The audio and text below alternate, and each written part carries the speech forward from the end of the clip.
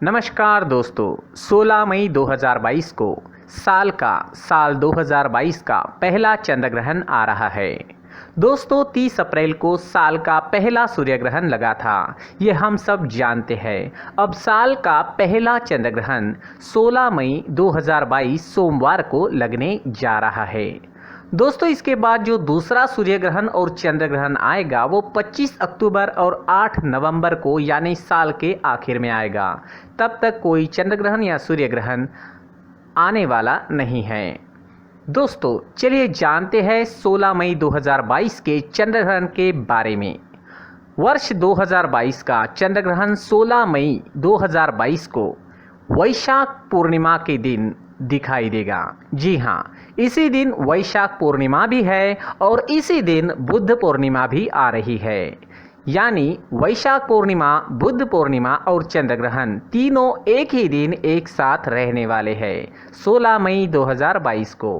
वैशाख पूर्णिमा के दिन पवित्र नदियों में स्नान, दान और तप करने की विशेष परंपरा होती ही है और साथ में चंद्र ग्रहण भी है और चंद्र ग्रहण में भी पवित्र नदियों में स्नान, दान और तप किया जाता है। इस चंद्र ग्रहण को ब्लड मून कहा जा रहा है। जी हाँ, ये पूर्ण चंद्र ग्रहण रहेगा।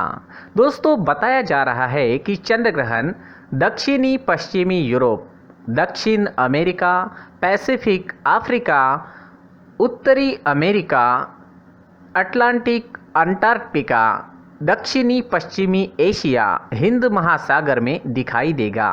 लेकिन दोस्तों ये ग्रहण भारत में नहीं दिखाई देगा या फिर नहीं के बराबर दिखाई देगा। दोस्तों 16 जुलाई 2022 को भारतीय समयानुसार ये चंद्र ग्रहण सुबह 8:59 से प्रारंभ होकर 10:23 तक रहेगा। कुछ जगहों पर ये सुबह 7:02 से शुरू होकर दोपहर 12:20 तक भी रहने वाला है। स्थानीय समयानुसार इसके समय में थोड़ा भेद रहेगा।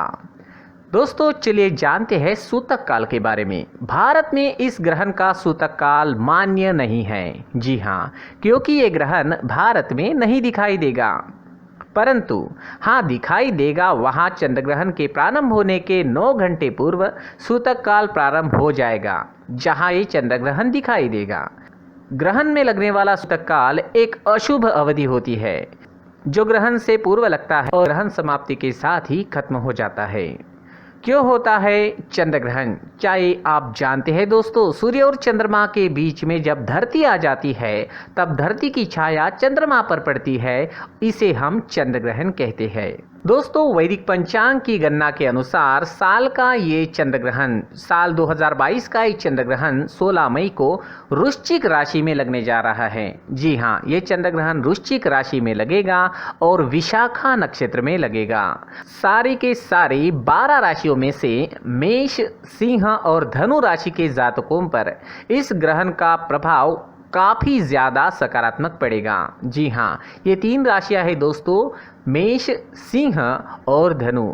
इन 3 राशियों पर यह ग्रहण बहुत अच्छा प्रभाव छोड़ेगा। तो दोस्तों इस तरह साल 2022 का पहला चंद्र ग्रहण रहने वाला है। चंद्र ग्रहण के दौरान हम सभी को कुछ सावधानियां बरतनी बहुत ज़्यादा ज़रूरी होती है। दोस्तों ग्रहण के दौरान कोई भी नया काम आप शुरू ना करें। जी हाँ, किसी भी नए काम की शुरुआत ग्रहण के दौरान नहीं की जाती, क्योंकि ग्रहण का समय अशुभ माना जाता है। तो ग्रहण के दौरान ध्यान रखें, कोई भी नया काम शुरू ना करें। चंद्र ग्रहण के शुरू होने से पहले खाने की सामग्री में तुलसी के पत्ते डालें। जी हाँ, तुलसी के पत्तों को खाने की सामग्री में डालें और तुलसी के पेड़ को ग्रहण के दौरान ना छुएं। यानी तुलसी के पत्ते जो आपको इस्तेमाल करने हैं वो सूतक लगने से पहले ही आप तोड़कर रख दें। चंद्र ग्रहण के दौरान आपको धार्मिक और प्रेरणादायक पुस्तकों को पढ़ना चाहिए। जी हाँ, इनको पढ़ने से आपके अंदर की नकारात्मक ऊर्जा दूर हो जाएगी। इसके साथ ही मंत्रों का जाप करना भी इस समय में नकारात्मक प्रभावों से आपको बचा सकता है। तो धार्मिक ग्रंथ और धार्मिक मंत्र, इन चीज़ों का आप इस समय में ज़रूर इस्तेमाल करें। ये आपके लिए नई ऊर्जा का स्रोत बनेंगे और आपको जीवन में आगे बढ़ने के लिए मदद करेंगे। दोस्तों, ग्रहण के दौरान खाना ना बनाएं और खाना ना खाएं। जी हाँ, ग्रहण के दौरान खाना खाना भी मना है और खाना बनाना भी मना है। खाना बनाना और खाना खाना दोनों ही ग्रहण के दौरान अशुभ माना जाता है। ग्रहण के दौरान गर्भवती महिलाओं को विशेष सावधानियां बरतनी जरूरी होती हैं। जी हाँ, इस वजह से ग्रहण के दौरान गर्भवती महिलाओं को तेज धारदार औजार जैसे चाकू, कैंची, छुरी, इन सब चीज़ों का इस्तेमाल नहीं करना चाहिए। नेल कटर का भी इस्तेमाल इस समय में नहीं करना चाहिए। इससे कहते हैं, इससे शिशु के स्वास्थ्य पर बुरा असर पड़ सकता है। दोस्तों, इस समय में यानी चंद्र ग्रहण के दौरान देवी देवताओं की मूर्ति और तस्वीरों को भी नहीं छूना चाहिए। आपने सुना होगा कि ग्रहण के दौरान मंदिर भी बंद होते हैं, मंदिरों के कपाट भी बंद कर दिए जाते हैं। कोई भी पूजा पाठ इस समय में नहीं होता है। तो इस समय में देवी देवताओं की मूर्तियों को और तस्वीरों को छूना नहीं चाहिए। दोस्तों, ग्रहण के दौरान दातून करने, बालों पर कंघी लगाने और मलमूत्र का त्याग करने से भी बचना चाहिए। जी हाँ, ये चीज़ें भी ग्रहण के दौरान नहीं करनी चाहिए। ग्रहण जब समाप्त हो जाए तो उसके बाद में पूरे घर में गंगा जल का छिड़काव जरूर करें। इसके लिए पहले ही गंगा जल घर में लाकर रखें।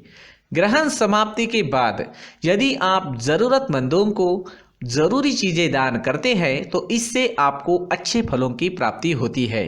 जी हाँ, जिस तरह से ग्रहण के दौरान आप गंगा जल का छिड़काव करके घर, मंदिर और अपना परिसर शुद्ध करते हैं, उसी तरह ग्रहण समाप्ति के बाद चीजों को दान करने का विशेष महत्व होता है। जी हाँ, मंदिर में करें या कहीं भी करें, लेकिन दान इस समय में जरूर करें। दोस्तों, ग्रहण के दौरान आप जिस भगवान की पूजा करते हैं उस भगवान के मंत्र का जाप जरूर करें। इससे भी अच्छे फलों की प्राप्ति होती है। ग्रहण के दौरान चंद्रदेव की भी पूजा की जाती है और ध्यान लगाने की कोशिश भी की जाती है। तो दोस्तों, इस तरह ग्रहण में आपको सावधानियां बरतनी जरूरी होती है।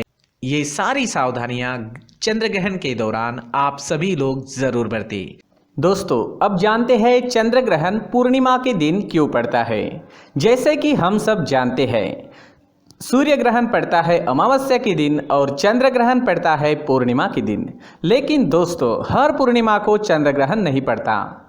इसका भी एक कारण है, जो है पृथ्वी की कक्षा पर चंद्रमा की कक्षा का झुके होना। यह झुकाव तकरीबन 5 डिग्री का है, इसलिए हर बार चंद्रमा पृथ्वी की छाया में प्रवेश नहीं कर पाता है, उसके ऊपर या नीचे से निकल जाता है। यही बात सूर्य ग्रहण के लिए भी सच है। सूर्य ग्रहण हमेशा अमावस्या के दिन होता है, क्योंकि चंद्रमा का आकार पृथ्वी के आकार के मुकाबले लगभग 4 गुना कम है। इसकी छाया पृथ्वी पर छोटी आकार की पड़ती है, इसलिए पूर्णता की स्थिति में सूर्य ग्रहण पृथ्वी के एक छोटे से हिस्से से ही देखा जा सकता है। लेकिन चंद्र ग्रहण की स्थिति में धरती की जो छाया है वो चंद्रमा के मुकाबले काफ़ी बड़ी होती है, लिहाजा इससे गुजरने में चंद्रमा को ज़्यादा वक्त लगता है। इसलिए चंद्र ग्रहण लंबा होता है। सूर्य ग्रहण के दौरान चंद्रमा की छाया जो है वो पृथ्वी पर पड़ती है, वही चंद्र ग्रहण के समय पृथ्वी की छाया चंद्रमा पर पड़ती है।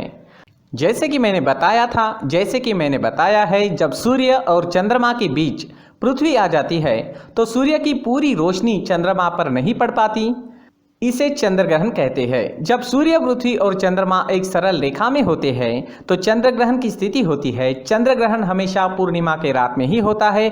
एक साल में अधिकतम 3 बार पृथ्वी के उपछाया से चंद्रमा गुजरता है, तभी चंद्र ग्रहण लगता है। सूर्य ग्रहण की तरह ही चंद्र ग्रहण भी आंशिक और पूर्ण हो सकता है।